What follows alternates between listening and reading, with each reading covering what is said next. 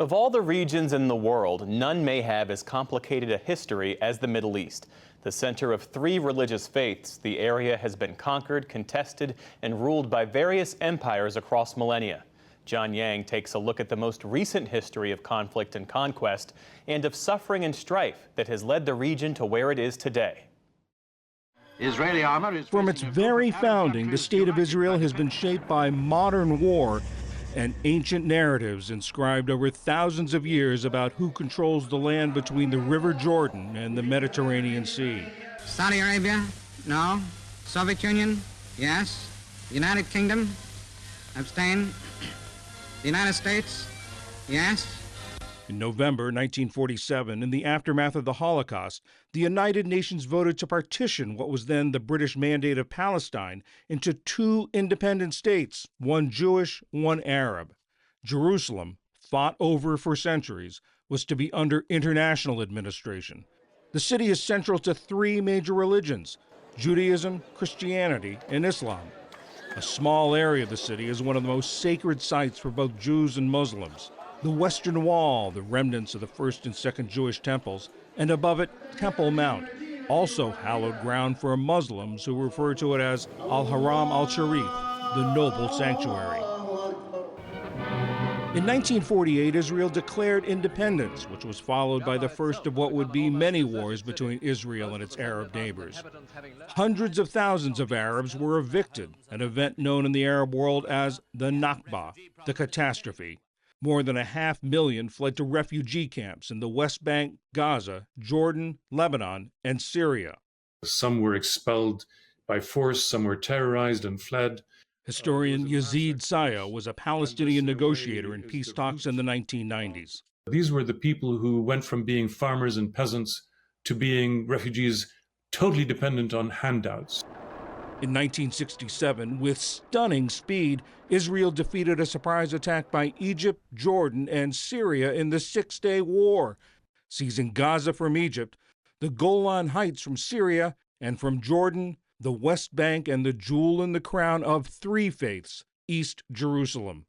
Thousands of Israelis would move to those territories and settle, violating international law set by the United Nations. Palestinian resistance groups stepped up terror attacks, a tactic backed by the Palestine Liberation Organization, or PLO, which started to represent Palestinians on the world stage in the mid-1960s.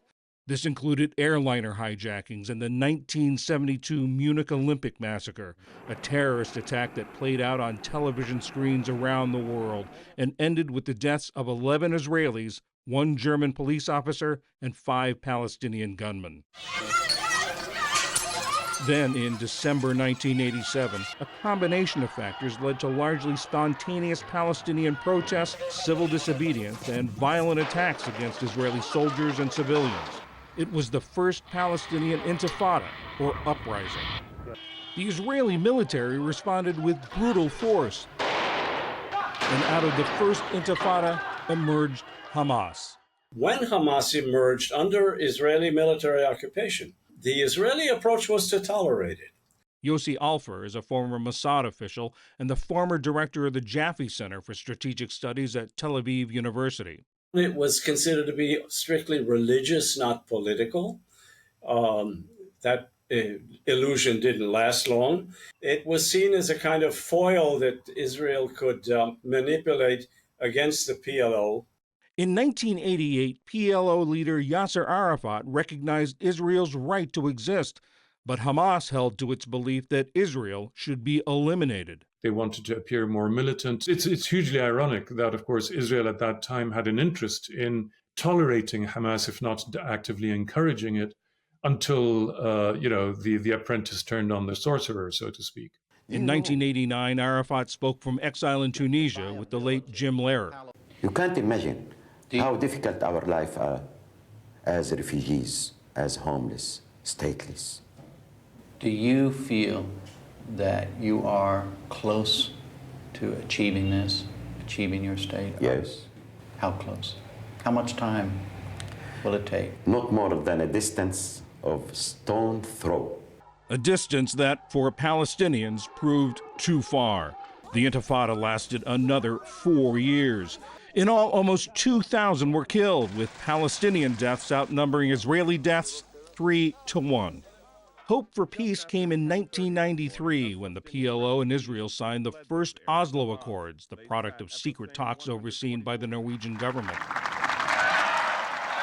Both sides committed to negotiating an end to the conflict and charting a path to Palestinian self-rule in the West Bank and Gaza. It triggered a violent backlash from religious extremists among both Israelis and Palestinians, including Hamas. I am very sad and very shocked. And in 1995, a right-wing Jewish extremist assassinated Israeli Prime Minister Yitzhak Rabin. The next year, Benjamin Netanyahu, an outspoken critic of the Accords and leader of the right-wing Likud party, was elected prime minister. Netanyahu basically said, Oslo is a mistake. This was the position of the settlers, the position of the right wing. Netanyahu very much rode to power, presenting himself as the expert on terrorism. By 1999, Likud had been defeated and Netanyahu had been replaced as party leader by Ariel Sharon, a former military commander. A year later, Sharon led a march on the Temple Mount to assert Israeli claims to the bitterly contested site. The streets of East Jerusalem and Ramallah in the West Bank erupted in violence. The Second Intifada was underway. 5 years of Palestinian suicide bombers detonating themselves in Israeli buses and cafes. Sharon, by then Prime Minister, ordered Israeli troops into the West Bank and Gaza. The Second Intifada's death toll surpassed 4,300 people. Again, more Palestinians than Israelis. Rather than immediately clamp down in order to preserve a peace process, Arafat cynically thought that the violence would act as leverage.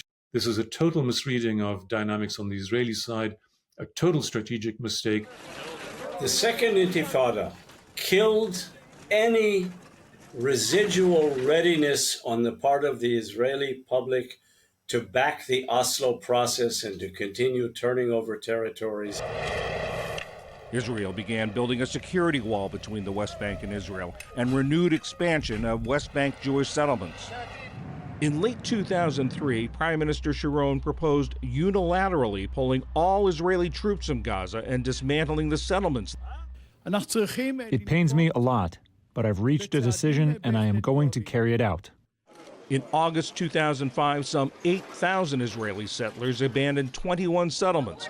Israel gave up all governing authority inside Gaza, but continued to control its borders. The next year, Hamas won Gaza's first legislative elections in a decade. Fatah, the party affiliated with the PLO, placed second. Tensions among Palestinian factions would go from bad to worse. The Hamas leaders in Gaza pressed their hard line toward Israel.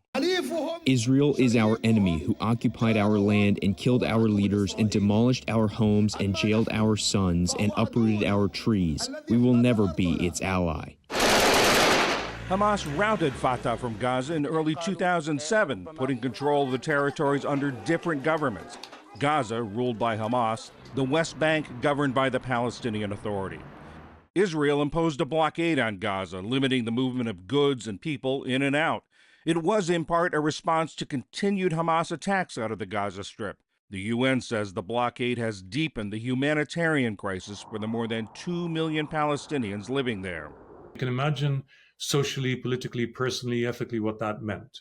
An immense pool of bitterness and resentment. For the past 15 years, tensions have simmered between Palestinians and Israelis, occasionally erupting into a full boil.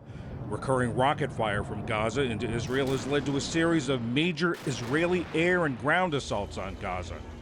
More recently, there's been friction over Israeli restrictions barring young Muslim men from visiting the Al-Aqsa Mosque on Temple Mount, and earlier this month, over Israeli settlers gathering at the mosque for Jewish prayers. And now the newest, most violent chapter is being written in the blood of both peoples.